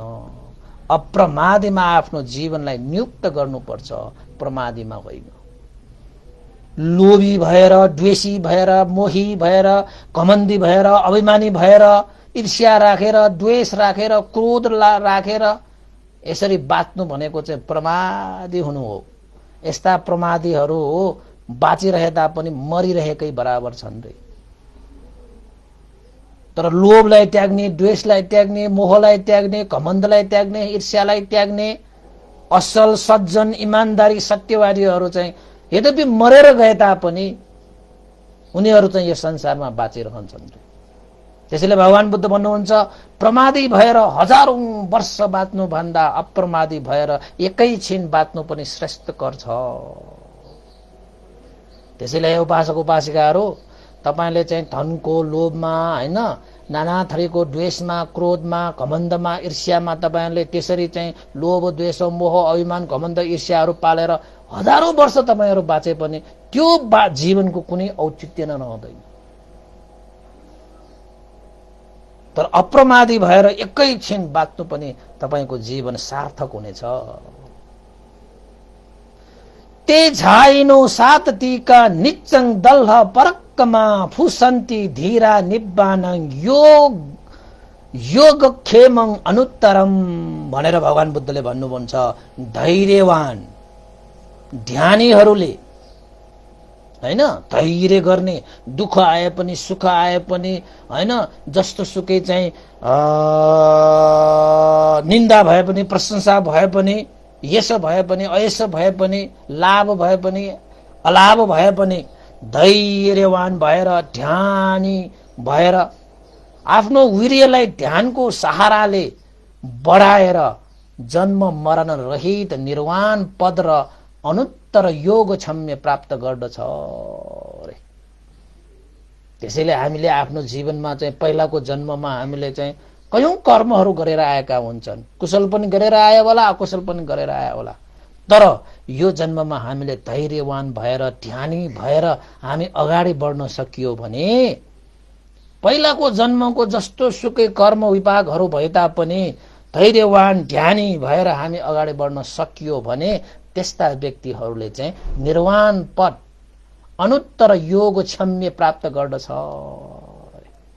धैर्य राख्न सक्नु भएन, ध्यानी भन्न सक्नु भएन भने तपाईको पहिलाकै कर्मले तपाईलाई यसरी बगाउँछ बगाउँछ बगाउँछ, कहिले पनि नटुङ्गिने गरी तपाईलाई बगाइदिन्छ। तर धैर्यवान ध्यानीहरूलाई त्यसरी बगाउन सकिँदैन। उनीहरूले धैर्य गर्दै आफ्नो जीवनलाई चाहिँ अप्रमादी बनाउँदै अगाडि बढाइसकेपछि अन्ततः उनीहरूले निर्वाण पद प्राप्त गर्दछ, योग क्षम्य प्राप्त गर्दछ भनेर भगवान बुद्धले घोषिता राममा बस्नु हुँदाखेरि भिक्षुहरूको जिज्ञासामा श्यामावतीको त्यो अन्त, श्यामावतीको त्यसरी चाहिँ आगोमा जलेर मरण वरण गर्नुपर्ने त्यो परिस्थितिलाई भगवान बुद्धले कारण बनाएर यो धम्मपद गाथाहरू भगवान बुद्धले भिक्षुहरूलाई देशना गर्नु हुँदाखेरि त्यो देशनाबाट कयौं भन्टे भिक्षु हैन त्यो कयौं त्यहाँ मान्छेहरूलाई त्यो धर्म देशना सार्थक भए। सबैले थाहा पाए कि ओहो कर्म र कर्मको फल विचित्रको हुँदो रहेछ। यदि अतीत जन्ममा कुशल अकुशल गरेर आए तापनि यो जन्ममा हामी अप्रमादी भएर एकैछिन बाँच्न पाए तापनि त्यस्ता व्यक्तिहरूले चाहिँ निर्वाण पदलाई प्राप्त गर्न सकिदो रहेछ। यदि अप्रमादी भएर यसरी नै जीवन बाँचिरहने हो भने त्यस्तो जीवन त मरिरहेकै सरह हुन्छ। प्रमादी भएर हजारौं वर्षसम्म जिउनु भन्दा अप्रमादी भएर एकैछिन जिउनु पनि जीवनको सार छ भन्ने कुरा यो देशनाले हामीलाई मजाले पाठ सिकाउँदछ। त्यो कोसिता राममा अब सिंहहरू थिए, कोशक सिंहहरू थिए हैन, कुकुत सिंहहरू थिए, पावारीक सिंहहरू थिए, त्यहाँ चाहिँ अरू उपासक उपासिकाहरू थिए, भिक्षुहरू थिए। सबैलाई त्यो धर्म देशना चाहिँ सार्थक भए। र यो घोषक पनि त्यो घोषिता राममा भएको कारणले घोषक पनि त्यहाँबाटै उसको पनि अब उपदेश सुनेर उसलाई पनि धन्य भयो। त्यो सेठहरूको लागि पनि त्यो धर्म देशना सार्थक भए। सबैले त्यो समयमा सबैले आफ्नो कर्म सुधार्ने सबैले चाहिँ बोध गरे रे। ओहो कर्म भनेको त साह्रै विचित्र हुँदो रहेछ। त्यसैले हामीले चाहिँ प्रमादी भएर कहिले पनि अकुशल कर्महरू नगरौं। अप्रमादी भएर अकुशल कर्मलाई पनि सुधार्दै आफ्नो जीवनलाई चाहिँ अमृत पदतिर लानु पर्ने रहेछ भनेर सबैले धर्म बोध गरी लिए भनेर भगवान बुद्धले सबै विषयमा चाहिँ समाधान गरिसकेपछि यो श्यामावतीको यो कोसम्बी नगरमा कोसिता राम महाविहारमा श्यामावतीको कारणले भगवान बुद्धले यो देशना गर्नु भएको रहेछ। ल अहिलेसम्मको चाहिँ यो सारा मैले लास्टमा चाहिँ यो कर्मको यो चाहिँ के भन्छ अतीत कथालाई मैले अलिकति सर्टकट बनाइदिएँ। यसरी श्यामावतीको आज 11औं भागसम्ममा हाम्रो कथा सम्पन्न भएको छ। तपाईहरुले 11औं भागसम्म पनि सुन्नुहुने सम्पूर्ण उपासक उपासिकाहरूले सायद यो कथाहरूबाट धेरै ज्ञान लिनुभयो होला, धेरै सिक्नु भयो होला। यो कथामा चाहिँ कहीं चाहिँ मारेको आयो, कहीं काटेको आयो, कहीं षड्यन्त्र आयो, कहीं दानको कुरा आए हैन, कति कुरा आए यसमा चाहिँ विभिन्न घटनाहरू समेटिएको छ। यो घटनाहरू भनेको चाहिँ सत्य घटनाहरू हुन्। भगवान बुद्धले देशना गर्नुभएका सबै कुराहरू सत्य हुन्छन्। किन त भन्दाखेरि भगवान बुद्धले देशना गरेको भएर यो सत्य भएको होइन कि भगवान बुद्धले देशना गर्ने सबै कुराहरू सत्य हुने भएकोले यो सत्य घटना हो। त्यसैले यो श्यामावतीको चाहिँ अपमाद वर्गमा अपमादो अमत पदङ पमादो मत पच्चुनो पदङ भनेर चाहिँ जुन गाथाहरू चाहिँ भगवान बुद्धले देशना गर्नु भएको छ, यो गाथाहरूलाई चाहिँ हामीले बार बार स्मरण गर्नुपर्छ। किन त भन्दाखेरि मान्छेहरू यो संसारमा मरेर गएर पनि कति मान्छेहरू यो संसारमा बाँचिरहेका छन्। अहिले भगवान बुद्ध नै संसारमा हुनुहुन्न, तैपनि उहाँ हाम्रो मन मस्तिष्कमा बाँचिरहेको छ। हरेक क्षण हामीले बाँचिरहेको छ। त कोही मान्छेहरू चाहिँ बाँचिरहेका छन् हैन, सयौं वर्ष बाँचिरहेका हुन्छन्, तरै पनि ती मान्छेहरू बाँचिरहे तापनि मरिरहेका जस्तै गरी चाहिँ जीवनयापन गरिरहेका छन्। त्यस्तो जीवनको कुनै सार छैन भन्ने कुरालाई हामीले बुझ्न सकियो भने आजैदेखि अहिलेदेखि हामीले पनि आफ्नो जीवनलाई अप्रमादी बनाएर आफ्नो जीवनलाई सार्थक तुल्याउने मार्गमा आजैदेखि अहिलेदेखि हामी लाग्नु पर्यो।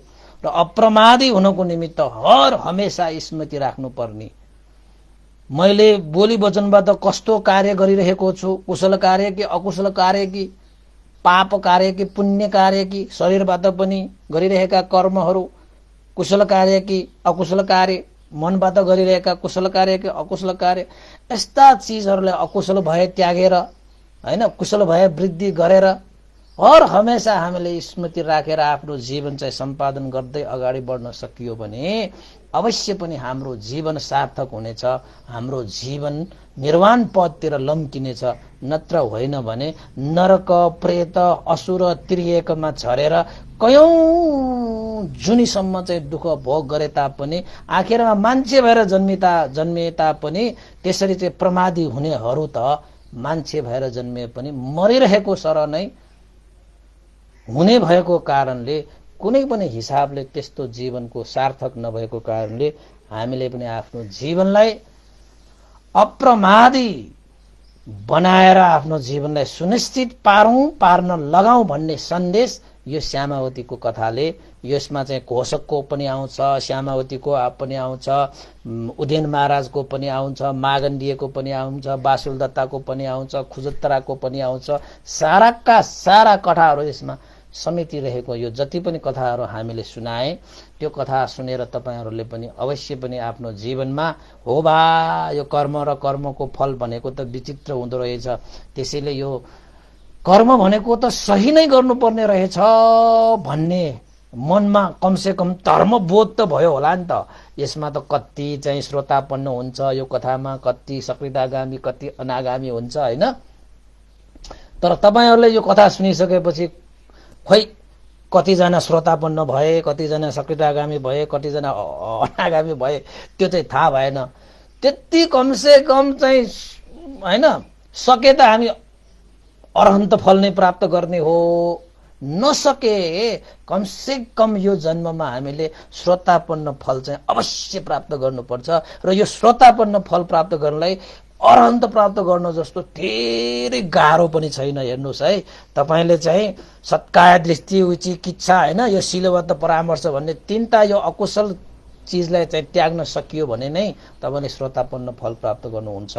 र त्यो श्रोतापन्न फल प्राप्त गर्नको निमित्त के गर्ने त भन्दाखेरि यस्तै धर्महरू श्रवण गर्ने, सत्पुरुषहरूको संगत गर्ने, कुशल कर्ममा चाहिँ चित्त लगाएर कुशल कर्महरू वृद्धि गर्दै जाने, दानशील भावनादि कुशल कर्महरू वृद्धि गर्ने लाग्ने, मिथ्या आचरणहरूलाई त्याग्दै जाने।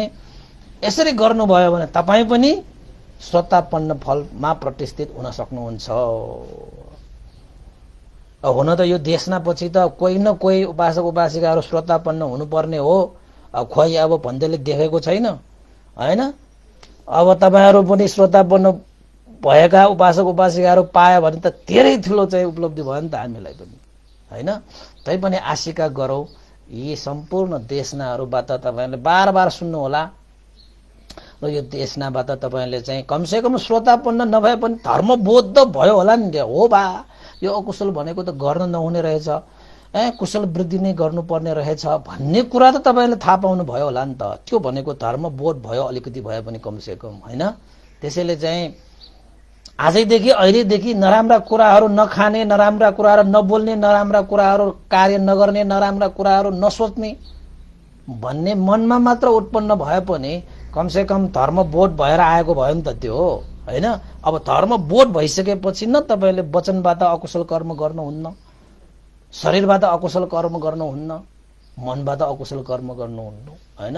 त्यसैले सम्पूर्ण उपासक उपासिकाहरूलाई आशिका गरौँ यो श्यामावती, अपमाद वर्ग, यो घोषक, यो मागण्डीय, यो खुजुत्रा आदि इत्यादि जति उदयन महाराजको जति पनि कथा तपाईहरूले सुन्नु भएर अवश्य पनि तपाईहरूले चाहिँ श्रोतापन्न फल प्रतिष्ठित गर्न सकोस्, श्रोतापन्न फल मार्गफलमा प्राप्त गर्न सकोस् भन्ने सबैलाई आशिका गर्न चाहन्छु।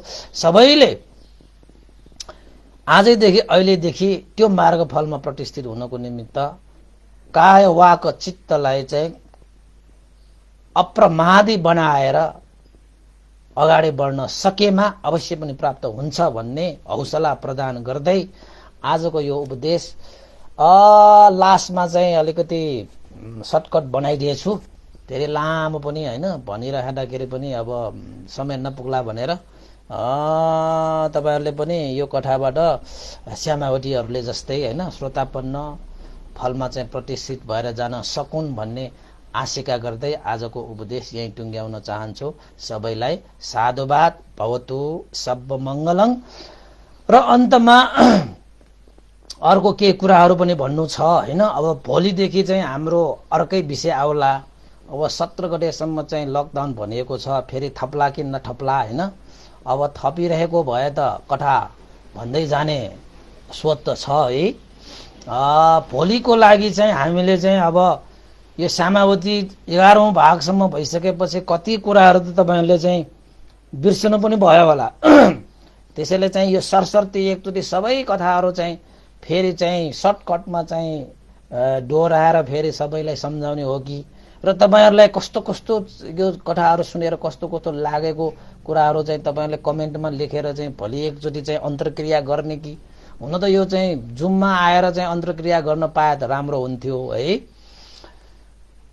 तपाईहरुले चाहिँ भोलिको चाहिँ अन्तर्क्रिया जस्तै धर्मदेशना र अन्तर्क्रियाहरू जस्तै त्यो दोहोऱ्याएर गर्ने कि भन्ने मलाई सोच चाहिँ आइरहेको छ हैन। उपासक उपासिकाहरू धेरै उपासक उपासिका यस्तो चाहिँ कमेन्टहरू गरिदिनु भएको छ, धेरै खुसी लागेको छ, सबैले रुचाइदिनु भएको छ, सबैले सुनिदिनु भएको छ।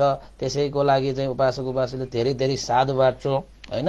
अब भन्देको लागि त तपाईहरुले चाहिँ जुन कथा देशना गरिरहेको त्यो सुनिदिएको नै भन्देको लागि त त्यो धेरै ठुलो चाहिँ लाग्छ हैन।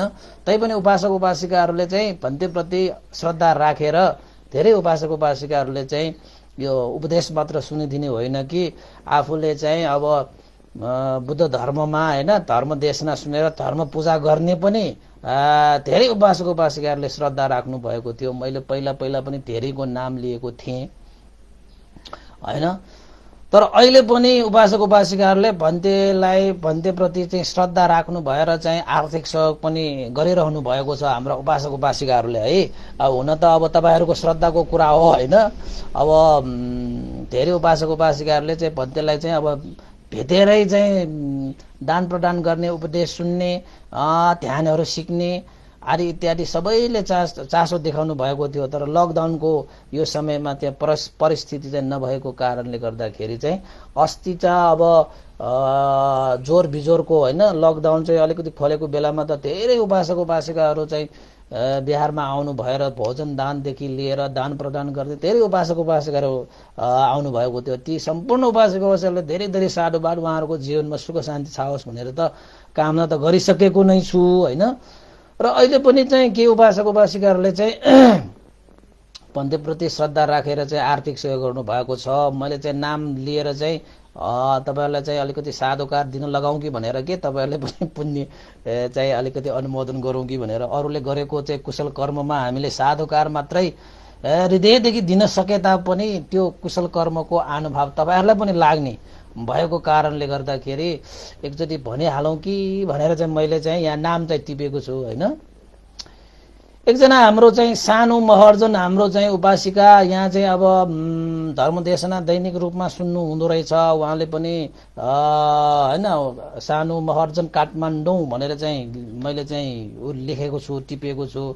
उहाँले पनि चाहिँ सहयोग आर्थिक सहयोगको रूपमा 5000 सहयोग गर्नुभएको छ। उहाँलाई धेरै धेरै साधुवाद छ। र त्यस्तै गरी चाहिँ काठमाडौँ तेबाल स्थित तेबालमा बस्नुहुने राजमन शिखराकारले पनि चाहिँ हिजो चाहिँ कलै गर्नु भएर उहाँले पनि आर्थिक सहयोग गर्नुभएको छ। उहाँले पनि 5000 दाम सहयोग गर्नुभएको छ। उहाँले पनि आयु वर्ण सुख बल प्राप्त होस् भनेर चाहिँ साधुवाद व्यक्त गर्न चाहन्छु हैन। अनि त्यसपछि चाहिँ अब यो चाहिँ रिचार्ज पठाउने पनि धेरै उपासक उपासिकाहरू छन्। कसैको नाम त थाहा छैन, तर एकजना चाहिँ मधुसूदन मल्ल उपासकले चाहिँ जहिले पनि यी सेवामा यो चाहिँ के भन्छ रिचार्जमा चाहिँ पठाइरहनुहुन्छ। उहाँले पनि धेरै धेरै साधुवाद छ। कहिले 200 100 200 उहाँले त पठाइरहनुहुन्छ जहिले पनि। र त्यस्तै गरी चाहिँ रोशनी साक्य उपासिका काठमाडौँबाट हो क्या रे। रोशनी साक्य उपासिकाले पनि त उहाँले पनि हिजो चाहिँ श्रद्धा राख्नु भएर चाहिँ 60,000 रकम पनि आर्थिक सहयोगको रूपमा दान प्रदान गर्नुभएको छ भन्नु पर्यो। उहाँहरू दान प्रदान गर्ने सम्पूर्ण उपासक उपासिकाहरूलाई धेरै धेरै साधुवाद व्यक्त गर्न चाहन्छु। यो दानको अनुभवले उहाँहरूको जीवनमा सुख शान्ति छाओस्, रोग शोक भय अन्तराय विघ्न बाधा दिनदशाहरू नहोस् र जीवनमा उन्नति प्रगति होस् र बुद्ध धर्म संघ प्रति श्रद्धा आस्था गौरव राखेर दानशील भावनाले कुशल कर्म अभिवृद्धि गरे निर्वाण धर्मसम्म पनि साक्षात्कार गर्न सकोस् भनेर आशिका व्यक्त गर्न चाहन्छु है। तपाईहरु सबैले पनि एकचोटि साधुकार दिइदिनु होला है। साधुकार दिएपछि तपाईहरुलाई पनि पुण्य लाग्छ के यो। त्यही भएर चाहिँ तपाईहरुलाई पनि साधुकार दिनुको निमित्त चाहिँ यो चाहिँ मैले चाहिँ यहाँ अब हुन त मैले चाहिँ नाम मात्र गरे पनि हुने हो, तै पनि आर्थिक पनि भनिदेऊ न भनेर चाहिँ भनेको हो। पहिला त मैले आर्थिक त के भनिरहने फेरि हैन, मान्छेहरूले चाहिँ यो त्यो भन्लान् भनेर चाहिँ सोचेर मैले नबनेको। अहिले चाहिँ भनिहालौँ न त, के भएर सबैलाई चाहिँ साधुकार नै दिने हो भनेर त अहिले हाम्रो उपासक उपासिकाहरूले पनि त थाहा पाइसक्नु भएको छ नि त। यसरी साधुकार दियो भने चाहिँ हामीलाई पनि पुण्य हुन्छ भन्ने कुराहरू थाहा पाउनु हुन्छ नि त। पहिला पनि त अब धेरै उपासक उपासिकाहरूले सहयोग गर्नुभएको थियो। नामहरू त त्यति हुँदैन, जस्तै अब हरिश गुरुङहरू त्यो पोखरादेखि लिएर हैन, अब जिना साकेहरूदेखि लिएर त्यसपछि मन्जु साकेहरू यहीँ आउनु भएर हैन धेरैले सहयोग गर्नुभएको छ। यस्तो नामहरू थुप्रो छ हैन। हाम्रो चाहिँ कपिल प्रविधा साकेहरूदेखि बिहारमै आउनु भएर भोजन गराउनु भएर, त्यसपछि यो साके रत्नहरू पनि यहीँ आउनु भएर भोजन गराउनु धेरै दादाहरूले चाहिँ सहयोग गर्नुभएको छ। उहाँहरू भेट्न आउनुभएको छ। कसैले चाहिँ अब ध्यानको कुराहरू सिक्न आउनुहुन्छ, कसैले चाहिँ अब कथाहरूको विषयमा प्रवचनको विषयमा भेटेर चाहिँ अब एकचोटि भन्तेलाई भेटेरै यसरी चाहिँ बुझ्न पाए हुन्छ भनेर चाहिँ आउनु भएको थियो। र अहिले त सम्भव छैन, अहिले त त्यो लकडाउन भइरहेको छ। अब भोलिसम्मको लकडाउन भनेको यो कथाले मैले भोलिसम्मलाई चाहिँ छुट्याएको, मैले यो प्याकेज बनाएको। तर भोलिसम्म चाहिँ अब हामी अन्तर्क्रिया जस्तो गर्नु पर्ला। त्यसपछि अब थपियो भने चाहिँ अब देशमा गर्दै जाउँला। अब खोइ थप्ने नै छ, त्यो समय त यस्तै छ, थपिन्छ नै होला हैन। त्यसपछि चाहिँ अब ठुल्ठुलो लामो जातकहरू भन्नु पर्ला। अब लामो जातकहरूमा चाहिँ तपाईको चाहिँ विशुन्तर महाजातक हैन, महोत्सव पण्डित महाजातकहरू चाहिँ थुप्रो जातकहरू छन्। त्यो जातकहरू चाहिँ गयो भने त धेरै दिन लाग्छ। यो चाहिँ यो 11-12 मात्र होइन, त्यो विशुन्तर जातक भन्यो भने त तपाईको चाहिँ कति मात्र जाला। अब धेरै नै दिनहरू चाहिँ अब अगाडि बढ्ने, यो लकडाउन अलिकति लम्बिने खाले भयो भने त अब यो सानो जातकहरू नबनौँ क्यारे। लामो जस्तै विशुन्तर जातक, महोत्सव पण्डितको जातक नै भन्नु पर्ला कि जस्तो मलाई लागिरहेको छ हैन। अब हेरौँ आज भोलिसम्ममा कस्तो हुन्छ, त्यो अनुसार चाहिँ अवश्य पनि यो धर्मदेशका कार्यक्रमलाई अगाडि बढाउने मनसाय रहेको कारणले सबै उपासक उपासिकाहरूले धर्मदेशना सुन्नुभयो, सहयोग गरिदिनु भयो, तपाईले श्रद्धा व्यक्त गरिदिनु भयो, साथै तपाईले चाहिँ ज्ञान गुणका कुराहरूलाई चाहिँ आफ्नो मनमा धारण गर्नुभयो। उपासक उपासिकाहरू कमेन्टहरू हेर्दाखेरि साह्रै नै चाहिँ उपासक उपासिकाहरूले चाहिँ धर्म अवबोध गरिरहेको जस्तो भान पनि भइरहेको छ। त्यसैले चाहिँ आफूलाई खुसी पनि लागिरहेको छ। पक्कै पनि उपासक उपासिकाहरूलाई पनि धर्म देशना सुनेर चाहिँ जीवनमा लाभै भइरहेको छ होला हैन। त्यस्तो के कस्तो भइरहेको छ त्यो पनि कमेन्टमा लेखिदिँदाखेरि अझै राम्रो होला जस्तो पनि लागिरहेको छ। म त हेर्छु है सबैको कमेन्टहरू। साधु भनेको त सबैलाई साधु अनुमोदन नै छ, र कसैले लेखेको कमेन्टहरू चाहिँ म हेर्छु, कहीँ केही भइरहेको छ कि भन्ने हेर्छु पनि। त्यसैले आजको उपदेशलाई यही टुङ्ग्याए है। 1.5 घण्टा त गइसकेको छ। तपाईहरुले चाहिँ साथ दिनुभयो। सबैलाई चाहिँ सुस्वास्थ्य होस्, निरोगी होस्, दीर्घायु होस्, मंगलमय होस्, कल्याणमय होस्, सबैको जय होस् है। दानशील भावनाले कुशल कर्मलाई अभिवृद्धि गर्न सकोस्। लोभ द्वेष मोहलाई हटाएर मार्गफल निर्वाण धर्म पनि सबैले प्राप्त गर्न सकोस् भनेर सबैलाई मंगल मैत्री कामना गर्न चाहन्छु। र आज हाम्रो यो सिद्धिपुरको एकजना हाम्रो सानो बाबु है, बिहारमै ल्याएर चाहिँ नामाङ्कन गरिएका प्रफुल्ल महर्जन बाबुलाई पनि आजको जन्मदिनको उपलक्ष्यमा सुस्वास्थ्य मंगलमय कामना पनि गर्न चाहन्छु। प्रफुल्ल महर्जन, सिद्धिपुर, वडा नम्बर 6, महालक्ष्मी नगरपालिका का हाम्रा चाहिँ प्रफुल्ल महर्जन को जन्मदिन परेको उपलक्ष्यमा र अन्तमा आजसम्म हामीले जति पनि प्राप्त गरेका पुण्यहरू छन्, यी सम्पूर्ण पुण्यलाई दिवंगत भएर गइसकेका गुरु आचार्यहरूदेखि लिएर तपाईहरुको चाहिँ आफन्त इष्टमित्र ज्ञाति बन्धु जति पनि छन् उहाँहरुको लागि पनि यो चाहिँ पुण्य लाभ होस्।